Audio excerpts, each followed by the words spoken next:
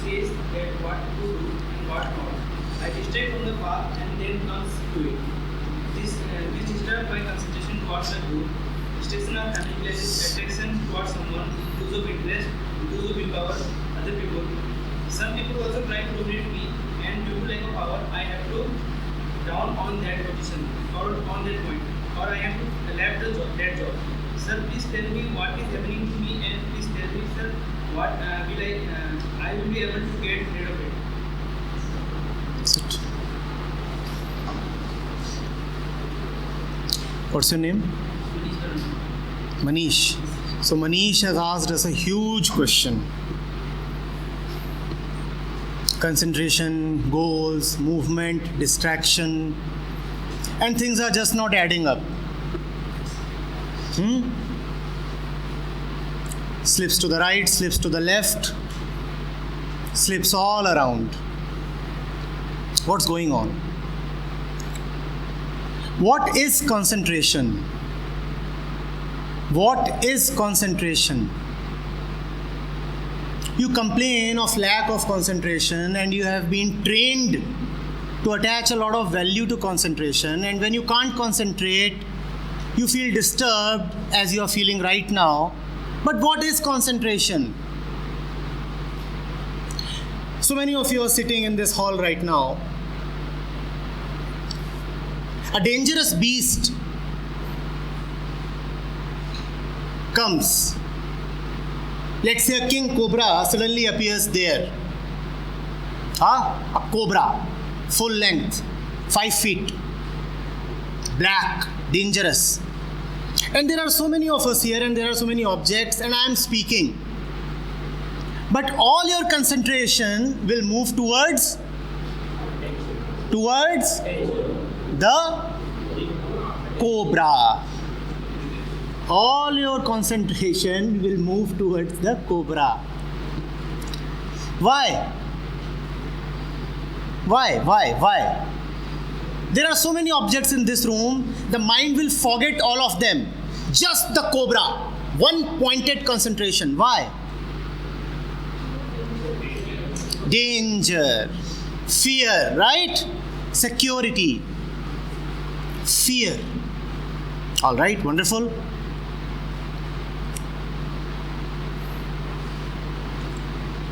A bracelet, a pendant, expensive stones, precious diamonds, worth crores of rupees, suddenly appears on the same spot. Again, all your mind will go towards the diamonds, right? Everything else will become immaterial. Am I right? Why will your mind go towards that? Why will you suddenly become so concentrated? Greed. That's what concentration is. Fear and greed. Mind easily gets concentrated. Never complain of concentration. Never. Mind very easily gets concentrated the moment you show it fear or the moment you show it greed, because that's what concentration is, fear and greed. Unfortunately, we have been brought up on a diet of concentration, and those who have given us lessons in concentration never really understood that concentration is poisonous.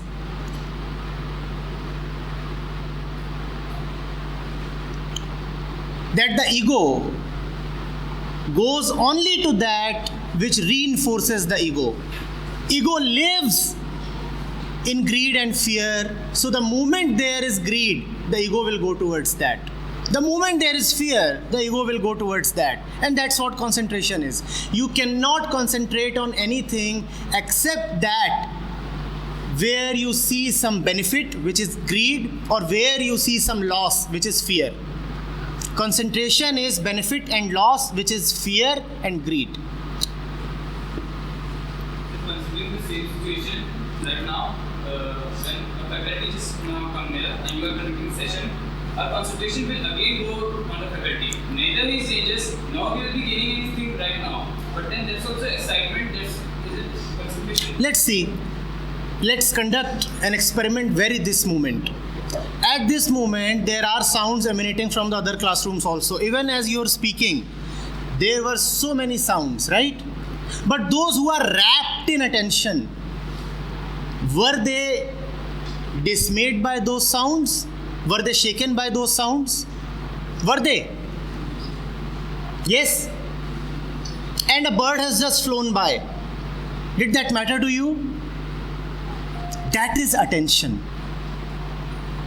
Attention is not the work of the insecure ego. In attention, you forget the objects that are around, you are simply present. In concentration, there is always an object that is deeply compelling. Take another example. Here is your board. I bring on it a collage of images, thousands of images. And those images may relate to this and that. Mountains, fountains, trees, rivers, animals, the sun rising, the stars twinkling. And in between, I put a small image of a sexy, glamorous model.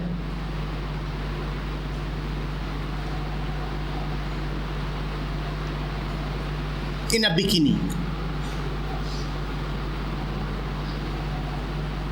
And immediately you will concentrate, won't you? Everything else will become immaterial, the entire collage will disappear. Only that small image will magnify. It will become 1,000 times bigger. Because you are attracted towards it. Never complain that we can't concentrate. You all concentrate. You concentrate on the things that you like. The moment there is this collage here, you will concentrate. The ones who complain that we can't concentrate will immediately concentrate. The question is not at all, you said Manish, right? Manish, the question is not at all that you can't concentrate. The question is, what is the object towards which my mind is moving? Where do I concentrate? Do I choose my objects in fear and greed?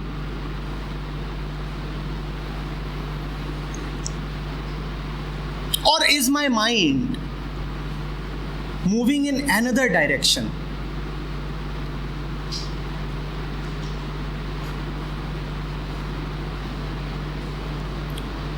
Whenever there would be a feeling of internal hollowness, you will want to fill that hollowness with some object. The process of getting that object is called concentration. Will you remember this? I feel something is missing here in my mind, in my heart, in my life. As if one big piece is missing in a jigsaw puzzle. And I want to bring in that piece. What do I think that piece is? What is missing in my life? A job is missing in my life. Money is missing in my life. A woman is missing in my life. A man is missing in my life. Respectability is missing. Power and prestige are missing. Fun and entertainment are missing. Whenever I'll find something missing, whenever there will be a deep feeling of inferiority, incompleteness, inadequacy, the mind will rush towards something to get it up, pick it up, put it in, and will think that by plugging it in, that incompleteness has been taken care of. This is concentration. There is another way, however, through which the mind works. This second mind says, I'm all right. I'm all right. I'm not working from a position of inferiority. I do not feel inadequate. I have not been conditioned to feel that I am unworthy. I'm all right. I do not need to concentrate on money. Even without money, I am okay. With money, I am okay. Without money, I am okay.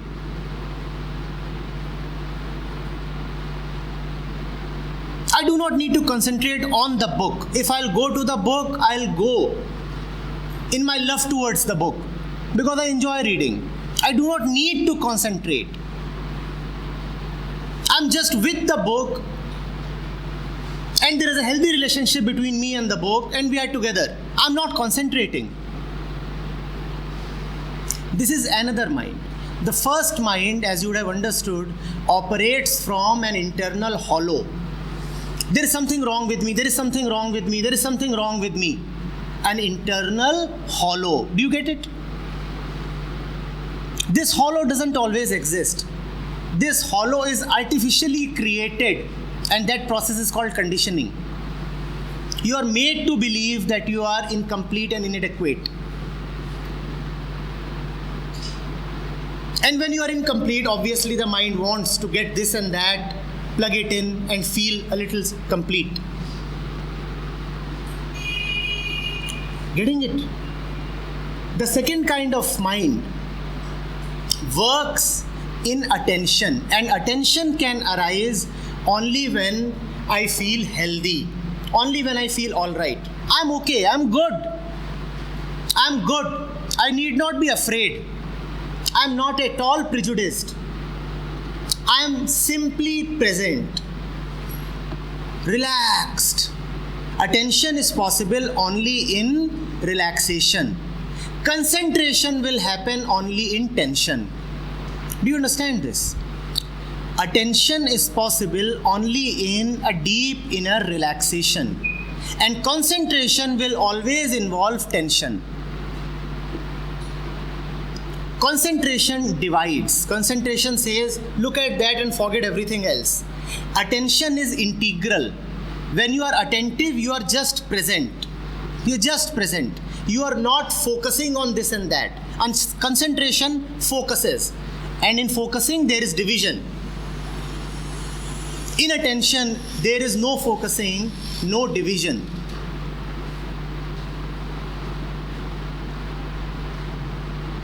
When you complain of concentration, you know what you are actually complaining of.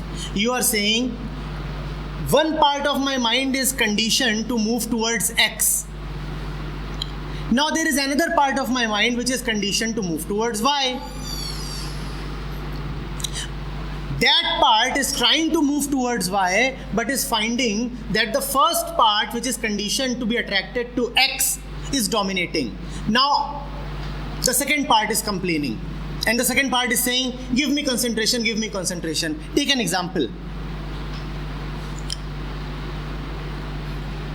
Media is continuously conditioning you to be attracted towards glids.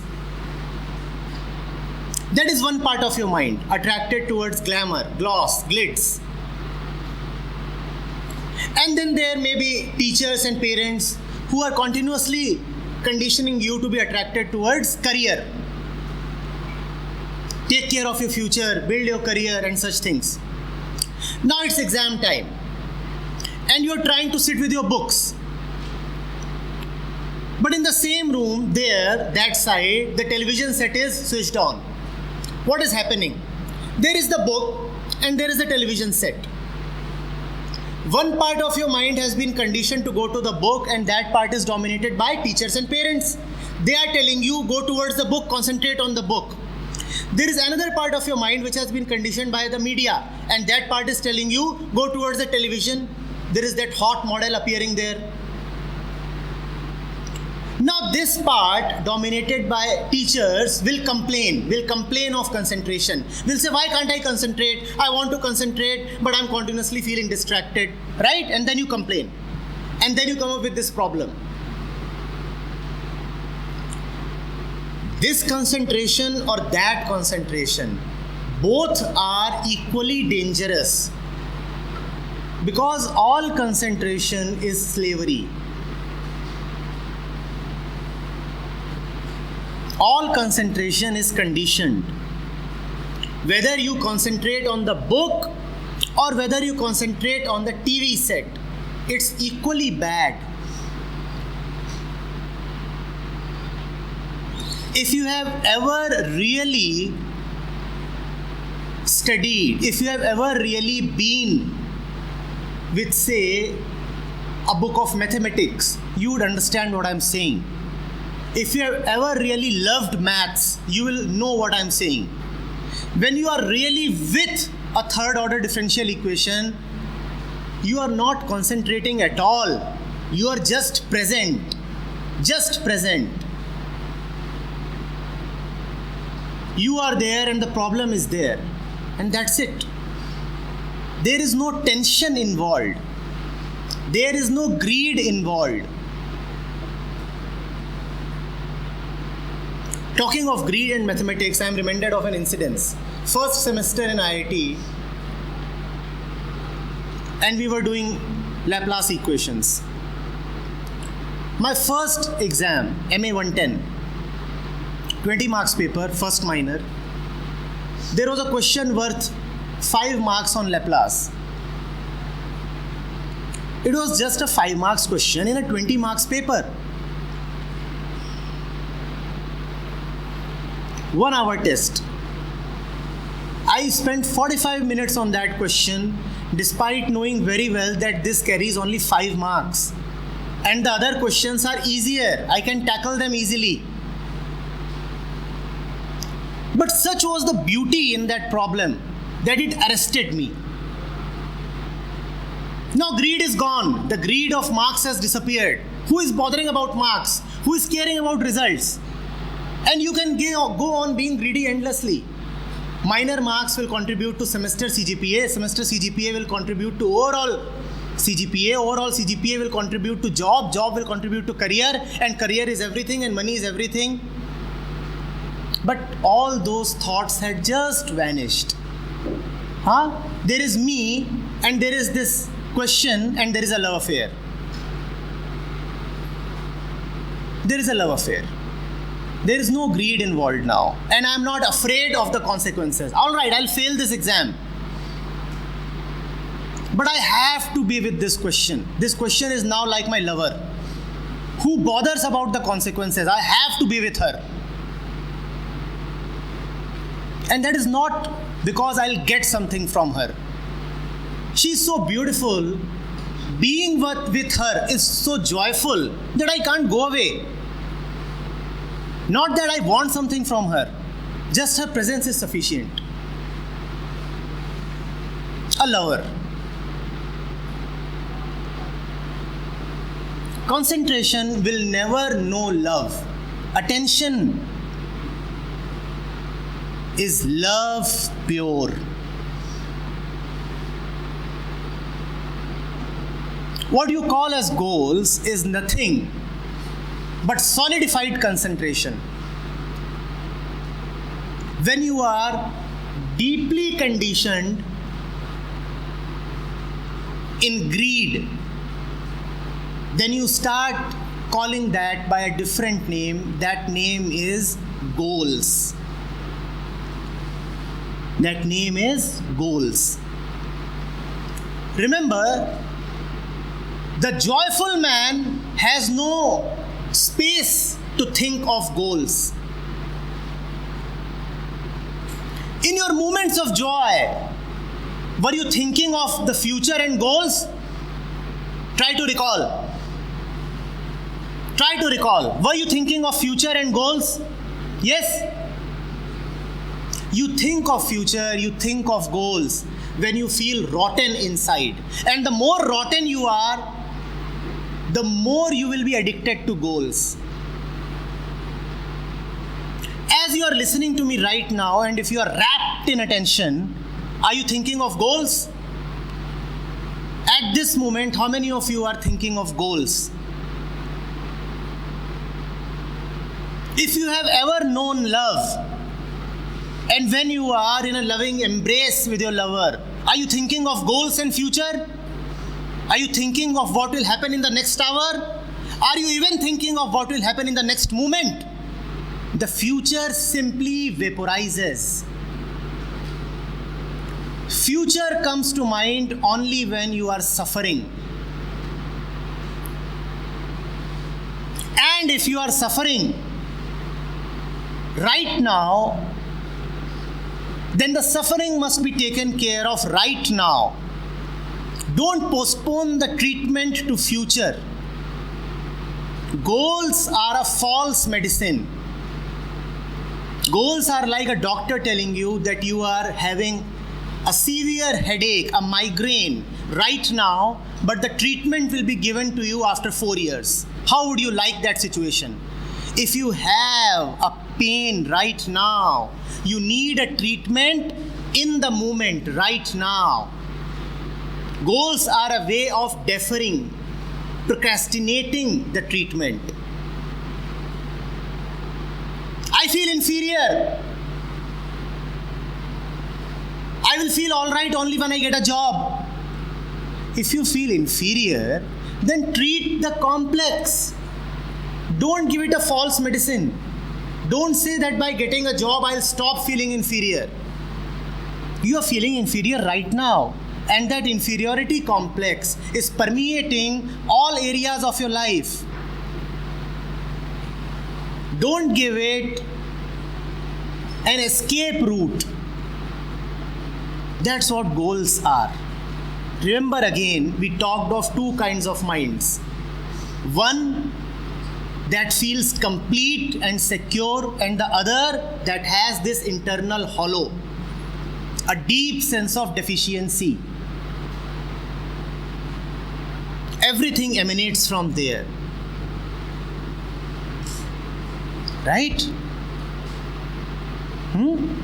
Goals and concentration, when you understand them, and when you understand the quality of mind that is always looking at goals and is trying to concentrate, then you stop giving them importance. Then you just drop them.